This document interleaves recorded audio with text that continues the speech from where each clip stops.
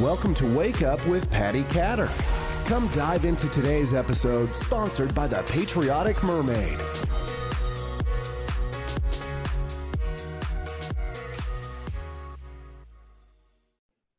Hello, everybody. You're listening to Wake Up with Patti Katter, and I am your hostess, Patti Katter. Today, I have a longtime old friend on the show, Ed Lynch. Hi, Ed. How are you?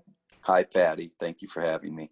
Thank you for coming on the show. So you are a retired Marine, right? Yes, ma'am, I am. Okay. So what was your rank when you retired? So I get this right. I was an E7, which is a gunnery sergeant in the Marines. Okay. So Gunnery Sergeant Lynch. That sounds dangerous right there.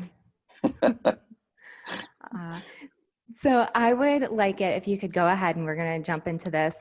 Sure. Would you please tell our listeners a little bit about yourself when you were growing up, and then we'll take it from there. Sure. Well, I was a pretty average kid. I grew up in Saginaw, Michigan, which at the time was a fairly nice town, but it was it's an auto town, so it's fallen on pretty hard times. I grew up with three sisters, a mom and a dad, pretty typical family. I graduated in 85 and joined the Marines. I actually signed up for the Marines a year before I graduated. And then once I graduated high school, I went in about a month later, and it was a 20-year journey that was not for everyone, perhaps, but it was really good for me. Mm-hmm. And I married my high school sweetheart a little later on. So she's from Saginaw too. She is. We went to high school together, and we got married when we were 25. Oh, wow. I don't even think I realized that. Yeah. Wow. So when you were growing up, was it something in your head that just told you that you wanted to be in the military, or just one day you woke up and decided to join the Marine Corps? I shouldn't say that. I have a lot of listeners. One of the hardest jobs ever. I knew early on, probably 8th or 9th grade, that I was going to do that. I was not the kind of kid that liked to sit still, and I wasn't really scholastically inclined, and I didn't apply myself in school, but I was always the kid looking out the window wishing I was somewhere else. So I knew that avenue for me was to go in the military, and thankfully it worked out. Mm-hmm. So after your first, 4 years, how did you decide to enlist again? Did you just know that you were going to make a whole career of it then, it sounds like? No, absolutely not. So, for anybody listening out there that has kids or that's younger, at that time in your life, 4 years seems like a long time. So I just kept, every time it came time for me to re-enlist or get out, I always liked what I was doing, and I just kept re-enlisting, and next thing you know, I was pretty close to being done. So it was I never went in with that plan. It just worked out that way because I liked what I was doing. So what did you do in the Marine Corps? I know now it's pretty significant. Back when I met my husband and he was telling me about the job you guys had, I didn't quite understand it, but I'll let you tell our listeners a little bit about what you did in the military. Sure. Well, I actually started out as an infantryman, but I got picked to go to the Presidential Honor Guard in Washington, D.C., which was a great experience.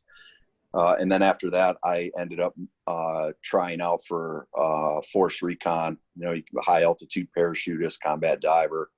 And then I got to go to sniper school and do a lot of those kinds of things that actually intimidated me at first, but I looked around and I saw what those guys were doing, and I just wanted to be a part of it. And I worked hard and was able to do it. And again, I was lucky that it worked out. I never got seriously hurt, but I learned a lot, and it was a great experience. Mm-hmm. So how many times were you deployed, would you think? I mean, that's a pretty hard question probably for you. By the time 2001 came around, when 9/11 took place, up to that point, I had always deployed during peacetime pretty much. Once in a while we'd go sit off the coast of Africa or something, but so my combat experience actually was only from 2001 to 2005. So guys like me grew up training to fight wars. Guys that came in later, they actually grew up fighting wars, which I think was a lot harder for them than it was for me, because the tempo, the level of risk and everything was much higher for them than guys in my generation. I don't know how many times I deployed. I only deployed to Afghanistan and Iraq probably maybe a total of 2 years. And a lot of that was post-military, when I was working as a combat advisor or working for the government in post-military life. Mm-hmm. So after you retired, you did contracting work, it sounds like? Actually, I got very lucky. A friend of mine that I served in the Marines with, Paul Moose, he was in charge of me in the Marines at one point. We ended up becoming very good friends. And when I got out, he actually helped me get a job in Atlanta with the Air Marshals. And I did that for about 1.5 years. And I kind of realized it wasn't really for me. I tried to settle down like a normal person, but it just wasn't for me at the time. And then I did go back and was able to, get some good jobs contracting with the Army and the government. So again, right there, I was fortunate as well. Mm-hmm. So now you started a clothing line, correct? I did. Yeah. Tell me about that. What made you decide that you wanted to do that? So about 1.5 years ago, I kept watching, I'd been around a lot of military guys still. And I just kept watching guys wear certain shirts. I thought some were really good. I thought some weren't that great. And I was like, you know what, let me give this a try. And I thought I'd come up with a line that was patriotic. I didn't, although as you know me, Patti, I'm a kind of a smart ass, and I have I'm very sarcastic. So I did have some very good, I had some very good ideas for political shirts, but I just don't want to be a divisive person. There's enough negativity and divisiveness going on. So I wanted to just have a patriotic clothing line centered on, the military, first responders, and just patriotic clothing in general. So that's what I have. And that's, how I came up with my logo. We've only been around about 5 months, but I've probably been working on this for about 1 year. Mm-hmm. And where can people find your clothing line? It's you can go online, patriotmuscleusa.com. Is it all together, Patriot Muscle? Yeah, all lowercase, patriotmuscleusa.com. Okay. Yep. Yeah, and do you have women's clothes too, or is it just for the guys? So since I'm just starting, it's all unisex right now. I sell hats, beanies, but mostly T-shirts. Mm-hmm. And here's actually my logo right here, if you can see it. Yeah, and those listening, you can definitely receive the link on my social media and on the YouTube channel at the bottom of the screen. You're going to see the link here. So Ed, where do you see your clothing line going? What would you like to accomplish with that? It's everyone sets goals, but I just wanted to be again, not a divisive company, but the other couple components to my company that I wanted to make sure that I hit was we give 10% to charity. All profits, 10% go right off the top to charity. And our primary charities are the Wounded Warrior Project and St. Jude's Children's Hospitals. And the main reason we give to those is because we believe in them. And we were given to them before I ever, we've been given to them for the last 10 years because we believe in what they do. So also, our products are made in the U.S. and we're veteran owned. So, to answer your question directly, where do I see it going? I really don't know. I hope it takes off. But, if it doesn't, I'm a patient guy, and that's okay. Failure sometimes breeds success. So what's next for you, would you say? What are you, now that you're retired, right? Or are you still working? I did. Or? No, Patti, I stopped traveling overseas probably 6 months ago, and I'm retired. I'm really glad and fortunate to be at home with my family. And it's just an opportunity kind of to slow down and downshift and kind of figure out what I want to do. I've thought about different things. I've had a couple of unique job offers, but I'm just kind of seeing how this company of mine goes and spending time with my family. This COVID thing is kind of, it's been a nightmare, but it's also been a nice opportunity to be at home with my family, because my kids are home from school. They've been home from school for the last several months. So, I finally get to spend some time with them. As a military person, you miss a lot when you're gone. So it's been good to kind of catch up a little bit. You never make that up, but it's been nice to be home. Mm-hmm. What would you say your most fun experience was when you were in the Marine Corps?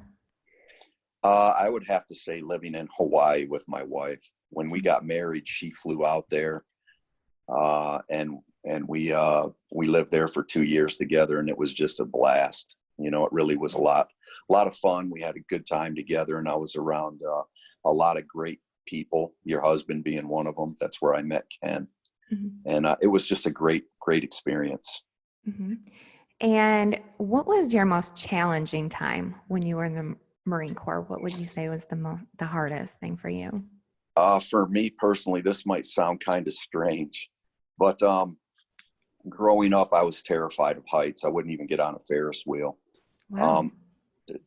Fast forward, I went to, jump school and went to Halo School, which is the Army Special Forces High Altitude Parachute School. Anything to do with heights at any time was challenging to me. And my dad, he said, wow, good for you. You conquered your fears. Patti, the truth is I never conquered that fear. I just got through it. Mm-hmm. So, we don't always have to completely master our fears. We just have to face them and get through them. And even to this day, I don't like heights. If you see me up in my yard on a ladder, I'll come down and I don't like that. You would look at me and you'd be like, oh, you used to jump out of planes, huh? That's interesting. So, we don't have to master it. We just got to get through it. And I was able to do that because I had a lot of really strong guys to look up to and help mentor me. Mm-hmm. If you had the opportunity to jump out of a plane again, would you do that? Probably not, but the wingsuit thing, the flying suit that you see guys wear, that kind of that does intrigue me a little bit, but I don't know if I would ever do it again. Unless somebody challenges you, because if you know Ed, he's never going to say no to a challenge, I don't think. Probably not the best decisions ever when you do that. So be careful, kids. Oh my goodness. So, gosh, I've known you a long time. And honestly, when I met you, you were probably one of the first of Ken's friends that I liked automatically. Some of the other ones had to grow on me. Yeah. Oh, well, we'll do that to you. We'll grow right on you.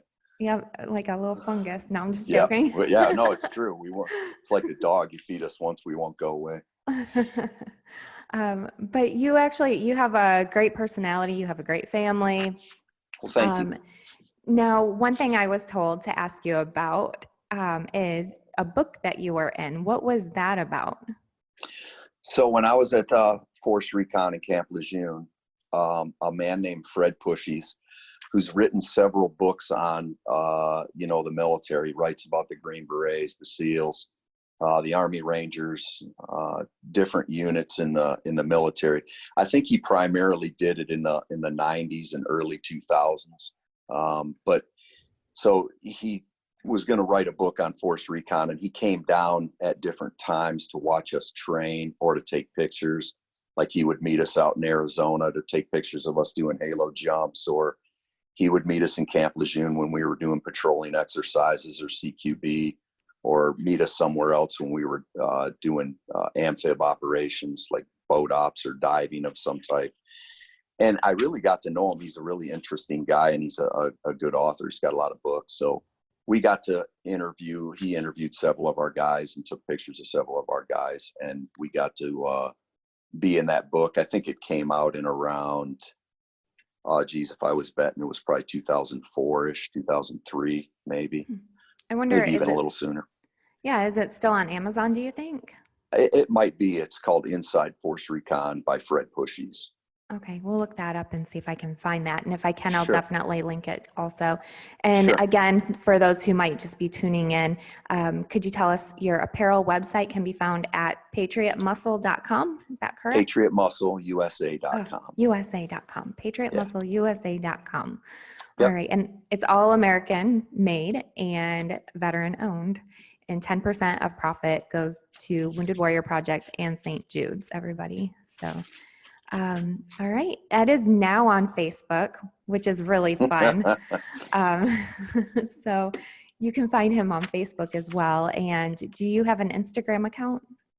Not yet. So for those of you guys listening, I've been living in kind of off the map for the last several decades, but my kids are trying to drag me into the 21st century. So we're getting there. I'm going to get a LinkedIn account this week. So I just got on Facebook about, I don't know, not even 2 weeks ago, but it's been kind of neat to catch up with some people from the military and from, where I grew up. But it's also been a nice platform to discuss, things like veteran suicide and causes like that, and try to get the word out on that, because even I didn't know that stuff was taking place, and I'm still somewhat connected to people in the military, and what you don't know can kill you. So it's been good to try to help get the word out on that. Right. You did a video, 22 push-ups. Excuse me. And I actually am going to share that on the Wake Up with Patti Katter social Okay. media today. And that was really good because unfortunately we've known veterans who have committed suicide. And Sure. I think that that's probably been one of the harder things for us, because you go through a war and you lose loved ones in war. And then when these guys come home, you don't expect somebody to take their life. It's just, I think it hits you a little bit harder and differently. And I like that in the video that you created, it addressed that you didn't even realize that either. There's this huge statistic that came out that 22 veterans per day have been killing themselves. And gosh, I've been talking about this now since 2010, and it's still going on. So yeah, it's not. I think it actually goes back longer than that. It kind of prompted me to read on it. So up until about a month ago, I did not know that this was even a number or statistic and how long they've been going on. So I'm tracking it back to at least 99, which, that's really a lot of people. So I came out with another video yesterday. I try to post one a week, or one a day or something, but I can't push another one out yesterday that gave more stats. So, 22 a day, just in the last 8 years, we've lost 64,000 people. That's just a phenomenal number. And in Vietnam, we lost 58,000. So that goes to show you really what a serious problem this is. So I just didn't know about it. I just didn't know. I didn't know the statistics, but it's really prompted me to do some homework and read about it and what's causing it. Is it TBI? Is it PTSD? These things, some of the symptoms actually parallel each other, so you don't know which one it is until you reach out and talk to somebody or go get evaluated. So it's a serious problem. We're just losing a lot of people, and it's really disturbing and sad. It is.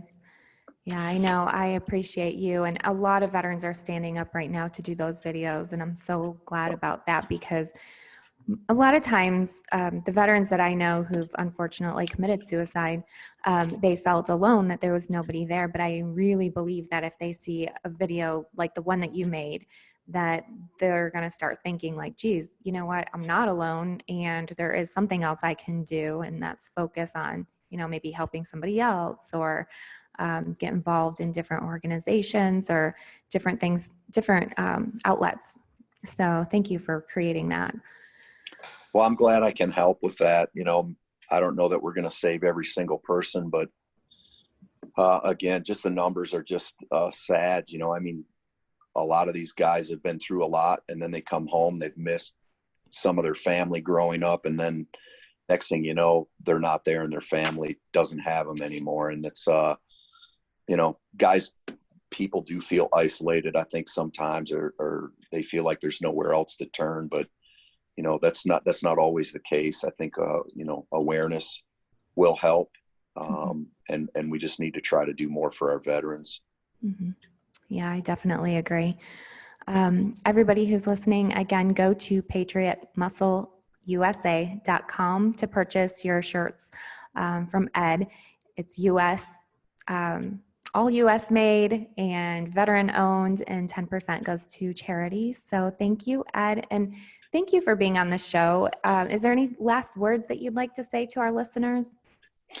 No, thank you so much for having me on, Patti. I know you and Ken do a lot for wounded veterans and veterans causes, and I really so much appreciate it, because I have so many friends that are, retired or coming out of the military, and it's always good to try to help them, because those guys went to bat for us. It's good that we go to bat for them.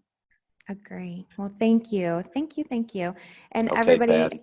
Yeah, everybody make sure you go to Wake Up with Patti Katter. You can listen on all podcast platforms and on 16 radio stations across the U.S. Thank you for listening, and everybody have a wonderful rest of your day.